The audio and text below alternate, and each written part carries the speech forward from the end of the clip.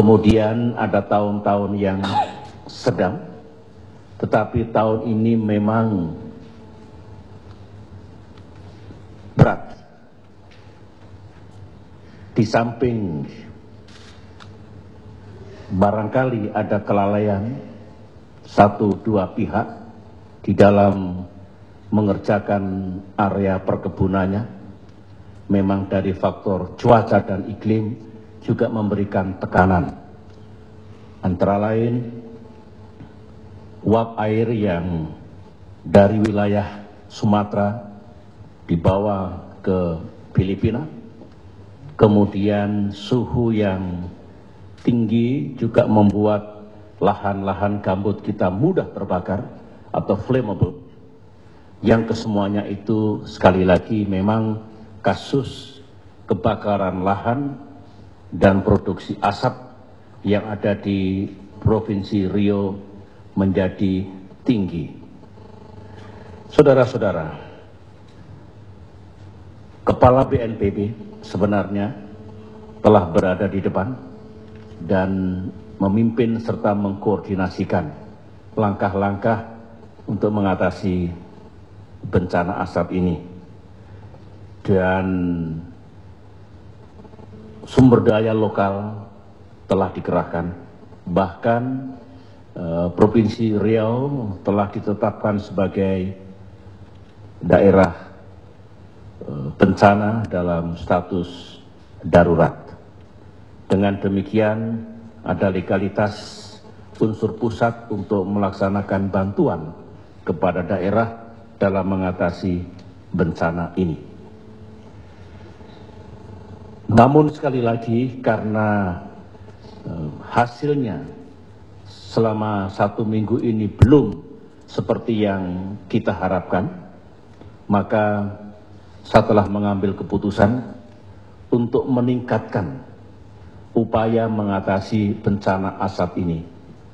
Peningkatannya mulai dari komando dan pengendalian yang selama ini daerah di depan dibantu oleh pusat, maka sekarang Kepala BNPB akan memimpin secara keseluruhan, meskipun elemen-elemen daerah tetap ada di situ. Ini terjadi pada saat kita mengatasi bencana letusan Gunung Merapi dulu, daerah tetap bekerja, tapi pusat lebih dari sekedar membantu. Kalau tsunami Aceh dan Nias dulu memang diambil alih oleh pusat. Jadi metode penanganan bencana ini pernah kita lakukan di waktu yang lalu. Dengan kepemimpinan di tangan Kepala BNPB, maka sesuai dengan yang saya putuskan tadi, kekuatan Satuan Tugas Darat akan ditingkatkan, utamanya personel-personel TNI dan personel lain yang bisa ikut memadamkan dengan peralatan yang dimiliki kebakaran yang ada di lahan-lahan.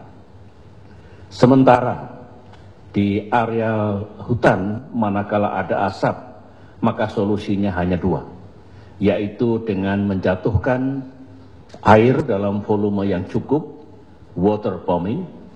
Kemudian manakala sudah ada kecukupan awan, maka akan dibikin hujan buatan. Hanya dengan cara itu yang bisa kita lakukan. Oleh karena itu, sarana angkutan udara seperti helikopter dan sarana-sarana lain akan ditingkatkan pula. Dengan demikian akan paralel apa yang dilakukan di lahan-lahan dengan operasi darat, dengan tenaga manusia dan peralatan yang lebih besar, dan kemudian sekali lagi kita gunakan cara untuk water bombing dan membuat hujan buatan. Saya sudah memberikan instruksi untuk memobilisasi kekuatan yang kita miliki, sumber daya yang kita miliki, termasuk anggaran yang tersedia. Anggaran cadangan memang digunakan untuk itu. Jadi tidak boleh ada hambatan tentang anggaran, yang penting digunakan dengan baik dan dengan akuntabilitas yang setinggi-tingginya. Dalam waktu 1 kali 24 jam, BNPB akan segera meningkatkan apa yang harus dilakukan bersama-sama dengan jajaran TNI dan Polri. Saudara-saudara, ada satu hal yang ingin saya sampaikan di sini. Dari apa yang saya pantau setiap harinya, ada pernyataan dari sejumlah pejabat yang menurut saya tidak semestinya disampaikan seperti itu. Di samping belum tentu sama satu sama lain, bisa juga belum dicek kebenarannya, dan ketika diungkapkan maka akan menjadi persoalan. Ini juga yang menjadikan concern dari Singapura dan juga Malaysia, karena ada pernyataan-pernyataan yang berbeda dari satu dengan yang lain. Sekali lagi kepada jajaran pemerintah Indonesia, saya instruksikan untuk tidak perlu memberikan statement yang tidak semestinya.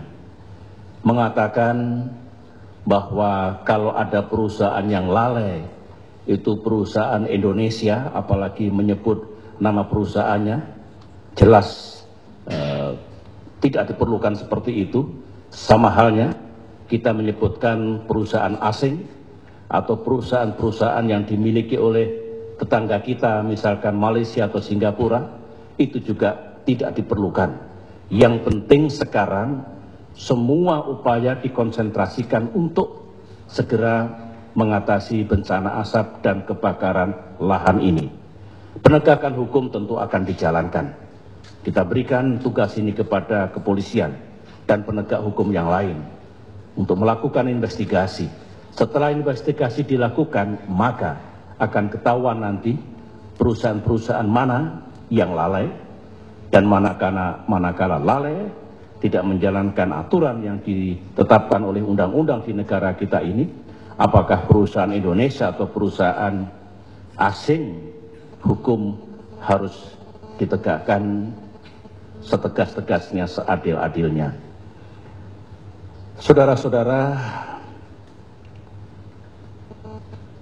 investigasi juga harus dilaksanakan secara menyeluruh, karena sekali lagi menurut analisis saya ada yang faktor alam, tapi juga ada yang faktor manusia.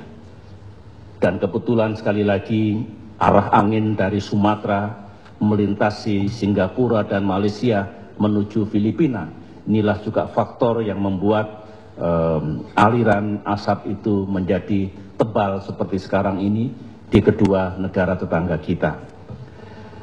Atas apa yang terjadi ini, saya selaku Presiden Republik Indonesia meminta maaf dan meminta pengertian saudara-saudara kami di Singapura dan di Malaysia. Tentu tidak ada niat Indonesia atas apa yang terjadi ini. Dan kami bertanggung jawab untuk terus mengatasi apa yang sedang kami laksanakan sekarang ini. Dengan pengertian ini, saya berharap justru kita akan fokus pada mengatasi masalah ini, segera menghentikan kebakaran yang masih ada di ladang-ladang ataupun asapnya itu sendiri, dan kemudian insya Allah ke depan bisa kita hentikan asap ini. Ini sekaligus dalam sidang kabinet yang saya pimpin tadi mengingatkan kepada provinsi-provinsi yang lain, Sumatera Utara, Jambi, Sumatera Selatan, Kalimantan Barat, Kalimantan Tengah, dan Kalimantan Timur untuk juga melakukan hal yang sama. Tidak perlu menunggu sampai titik api terjadi di banyak tempat. Sekaranglah saatnya untuk mencegah dan mencegah. Terus terang, di tingkat Provinsi Riau, saya nilai agak terlambat di dalam mengantisipasi dan melakukan penanganan secara awal. Tapi saya meminta tidak perlu sekarang ini saling salah menyalahkan, bekerja bersama-sama, pusat dan daerah, kerahkan segala kemampuan yang kita miliki untuk bisa segera mengatasi bencana asap dan kebakaran lahan ini. Demikianlah saudara-saudara yang ingin saya sampaikan untuk diketahui oleh seluruh rakyat Indonesia dan juga sahabat-sahabat kami, negara tetangga khususnya Malaysia dan Singapura. Terima kasih saudara-saudara. Wassalamualaikum warahmatullahi wabarakatuh.